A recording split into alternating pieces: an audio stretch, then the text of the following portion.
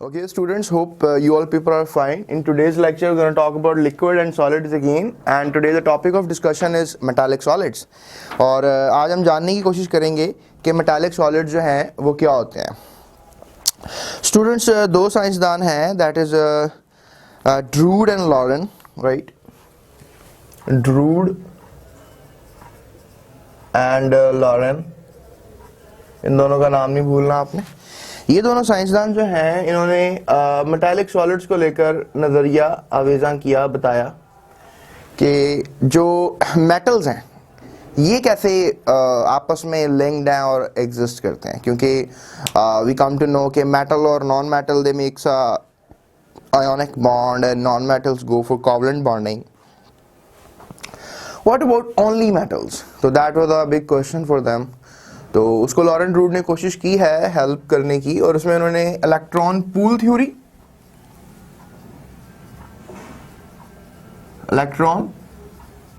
दी है, और इसके अलावा जो है they have given gas theory, electron gas theory.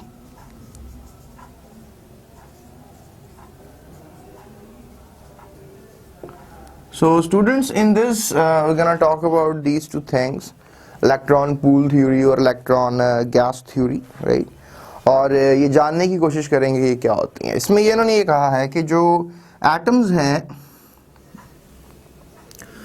वो मूविंग मोबाइल इलेक्ट्रॉन्स की वजह से स्ट्रिक्टली अपनी जगह पे बाउंडेड हैं.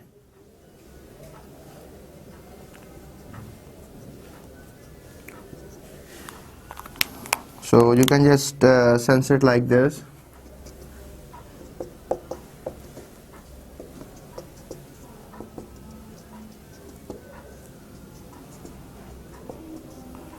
ये जो मैंने अब लाइंस बनाई हैं they are of electrons and that's the nucleus of any metallic atom. Concept ये है कि चूंकि एटम्स जो हैं वो बहुत बड़े एटम्स होते हैं, मेटालिक एटम्स जो होते हैं, तो उनके जो आउटर शेल इलेक्ट्रॉन्स होते हैं दे जस्ट रियली गेट अपार्ट. वो आउटर शेल इलेक्ट्रॉन चले जाते हैं. बिगर साइज होने की वजह से आपको पता होना चाहिए कि जो इलेक्ट्रॉन्स हैं वो इजीली आउट हो सकते हैं, यानी they got some low ionisation energies.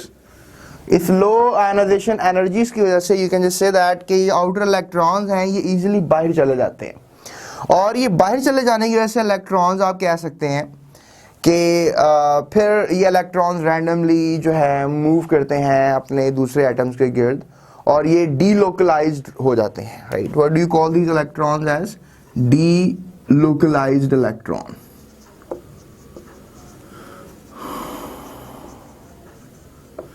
मैं अपने अगले लेक्चर में आपको वैलेंस बॉन्ड थ्योरी के बारे में भी, वीबीटी के बारे में, मेटालिक एटम्स के लेकर बारे में बात करूंगा, लेकिन इस लेक्चर में मैं आपसे भी फिलहाल बात कर रहा हूँ इलेक्ट्रॉन पूल थ्योरी और इलेक्ट्रॉन गैस थ्योरी के बारे में, कि कैसे इलेक्ट्रॉन एक पूल की तरह हो जाते हैं.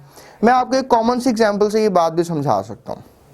जैसे स्टूडेंट्स आप देखते हैं कि अगर आप माल रोड पे चले गए, माल रोड एक वेरी बिजी रोड है इधर पाकिस्तान लाहौर का, तो वहां पे आप देखते हैं कि अगर आप सड़क के सेंटर पे खड़े हो गए हैं तो ट्रैफिक का फ्लो एक डायरेक्शन में इतना ज़्यादा है कि आप शायद अपनी जगह पे स्टक हो जाएंगे.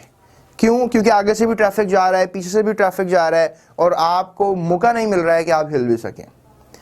तो इसी वजह से आप कह सकते हैं कि आप अपनी जगह पे टोटली स्टक हो गए और आप मूव नहीं कर सकते. इस तरह ही एटम्स के साथ भी हो जाता है, एटम के न्यूक्लियाई के साथ, कि इलेक्ट्रॉन्स इतने फ्लो के साथ मूव कर रहे होते हैं that there is no chance कि उनका न्यूक्लियस और उनका एटम जो है वो अपनी जगह से डिसलोकेट हो सके. इसलिए आप कह सकते हैं कि मेटालिक बॉन्डिंग एक बहुत स्ट्रॉन्ग बॉन्डिंग है. इवन दो आप इलेक्ट्रॉन्स को मूव ज़्यादा भी करवा लें तो फिर भी उनकी जो स्पेसिंग है उस पर कोई फ़र्क नहीं पड़ता, क्योंकि दूसरे इलेक्ट्रॉन उनकी जगह ले लेते हैं आके. क्योंकि जब ये इलेक्ट्रॉन यहाँ से चले जाएंगे तो कुछ दूसरे इलेक्ट्रॉन उनकी जगह ले लेंगे, फिर अगर वो चले जाएंगे तो उनकी जगह फिर और इलेक्ट्रॉन आ जाएंगे. इस तरह एक फ्लो इलेक्ट्रॉन्स का रहता है, जिसकी वजह से ये एटम्स अपनी जगह पे स्टक रहते हैं. So that is a bit kind of explanation. और ऐसा इसलिए पॉसिबल हो पाता है क्योंकि आउटर शेल इलेक्ट्रॉन जो हैं they are very loosely bounded. Student, इसमें एक ये भी जो है बात आप सोच सकते हैं कि why they are losing electron. तो पहले भी मैंने आपसे अर्ज किया कि लो आयोनाइजेशन एनर्जीज हैं, इस वजह से इलेक्ट्रॉन इजीली बाहर आ जाते हैं. सो अगर हम इसकी स्टेटमेंट को देखें तो each atom in a metal crystal loses all of its electron of its valence electrons, यानी यू कैन जस्ट से क्या वैलेंस इलेक्ट्रॉन सारे निकल जाते हैं यहाँ से बाहर। These valence electrons form a pool और अ गैस, फिर ये इलेक्ट्रॉन पूल की शक्ल इख्तियार कर लेते हैं और गैस की शक्ल इख्तियार कर लेते हैं। उसके बाद these positively charge metal ions are believe to be held together by electron pool और गैस, और फिर ये जो एटम्स हैं पॉजिटिवली चार्ज आयंस हैं ये अपनी जगह पे स्टक रहते हैं just because of these electrons. यही वजह है, मैं आपको एक और बात में ऐड कर देता हूँ कि ये बड़े अच्छे बिजली के और हीट के कंडक्टर्स भी होते हैं, क्योंकि देखें अगर आपने कोई सामान लेकर जाना है तो आप एक ट्रक पे ला देंगे और जो ट्रक है वो एक जगह दूसरी जगह आपका सामान पहुंचा देगा। इस तरह ही हीट एनर्जी है, एनर्जी को ये इलेक्ट्रॉन कैरी करते हैं। तो इससे ये होता है कि हीट एक जगह दूसरी जगह ट्रांसफर हो जाती है। जब रॉड को गर्म करते हैं, सारा रॉड गर्म, पतीला वगैरह गर्म करते हैं तो वो सारा का सारा ऊपर तक गर्म हो जाता है, क्योंकि इलेक्ट्रॉन्स की एनर्जी को कैरी करते हैं। करंट में भी ऐसे है, चार्ज जो है ये चार्ज इलेक्ट्रॉन्स हैं ये करंट की एनर्जी को कैरी करके चले जाते हैं। तो इसलिए आप एक मेटालिक आयन की मेटालिक प्लेट की एक तरफ अगर करंट लगाते हैं तो आपको दूसरी तरफ से करंट पड़ जाता है। ये बुनियादी वजूहात है जिनकी बुनियाद पे आप कह सकते हैं, या कह लें कि मोबाइल इलेक्ट्रॉन है जिनकी बुनियाद पे आप कह सकते हैं, डीलोकलाइज्ड इलेक्ट्रॉन है जिनकी बुनियाद पे आप कह सकते हैं कि ये बिजली के और हीट के अच्छे कंडक्टर भी साबित होते हैं।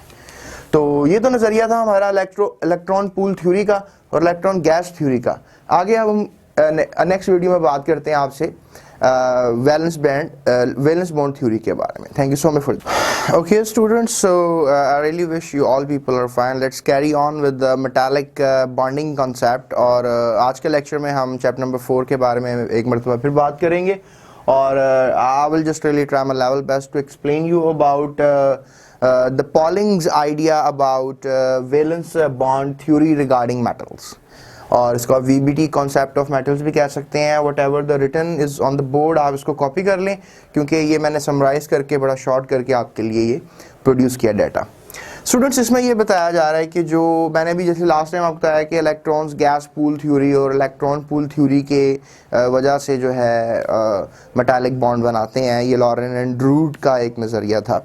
लेकिन अब जो जो पॉलिंग जो है वो एक्सप्लेन करना चाह रहा है, ही सेइंग कि metallic bond is treated as a covalent in character, यानी मेटालिक बॉन्डिंग भी कोवलेंट इन कैरेक्टर होती है लेकिन इलेक्ट्रॉन डीलोकलाइज होते रहते हैं। ठीक है, जैसे let's say that you got some two atoms like this, और ये आपस में अब कोवलेंटली लिंक्ड है, ठीक है, but at the same time they can delocalise their electrons. ये electrons they can just take it over here और इससे शेयर कर सकते हैं, and they can take it over here और ये किसी और एटम से शेयर कर सकते हैं, साथ वाले एटम से। यानी इलेक्ट्रॉन्स जो हैं they are always in a motion and they can be, you can say that के डीलोकलाइज, अपनी जगह चेंज कर सकते हैं। So that's why delocalising kind of phenomena in covalent bonding explains the valence bond theory, यानी outer shell की एक theory बन जाती है regarding to metallic compounds. So the covalent bonds are not localized but are highly delocalized in metallic structure. Students, उसके बाद हमने जो है एक और थ्योरी को देखा है which is molecular orbital theory. इसके बारे में इन चैप्टर नंबर 5 आपको एक्सप्लेन भी प्रॉपरली किया गया है, लेकिन आप थोड़ा सा यहाँ पर भी देख लें ये क्या कहना चाह रही है। मॉलिक्यूलर ऑर्बिटल थ्योरी के मुताबिक, MOT के मुताबिक ये बात है कि जो इलेक्ट्रॉन्स हैं इन द ऑर्बिटल्स, जो कि you can just say that कि अगर एक बड़ा मेटल है तो उसके इनर जो शेल्स हैं they are completely filled, right, they are completely filled, लेकिन आउटर शेल जो है वो कम्प्लीटली फिल्ड नहीं होता। लेट्स से दैट मतलब जो भी शेल्स कम्प्लीटली फिल्ड हैं उनके इलेक्ट्रॉन्स कभी भी डीलोकलाइज नहीं होंगे, वो लोकलाइज्ड होंगे। Electrons in the completely filled orbitals are completely localised, while electrons in the valence shells are interacted or overlapped with one another, hence they are delocalized। यानी कि जो आउटर इलेक्ट्रॉन्स हैं ये दूसरे एटम के आउटर शेल के साथ interact कर सकते हैं या इन इलेक्ट्रॉन्स को ओवरलैप कर सकते हैं, ठीक है, कुछ एक खास मॉलिक्यूलर ऑर्बिटल बन जाएगा, right. You can just say that के they just really make a metallic orbital which is a new kind of metallic orbital. You can just sense it like this, right? So there are a lot of electrons which are being interacted with one another, right? So what you're trying to explain in this, इसको हमने एक नया नाम दिया है which is known as bands of energy, right? What do we call this phenomena? Bands of energy, right? Bands of energy. So what in the next line, these interacted electrons or overlapped electrons can move in all crystal lattice. यानी ये जो मैं आप search कर रहा हूँ, ये जो आउटर शेल के जो इलेक्ट्रॉन्स हैं, then they can really move here and there in all the crystal lattice, और ये अब तमाम क्रिस्टल लैटिस में मूव कर सकते हैं. इसका मतलब ये है कि they are delocalised electrons and they got some very good property of motion, right. और उसके बाद in the last second last point, combination of valence atomic orbitals produce large number of closely spaced states known as bands of energy.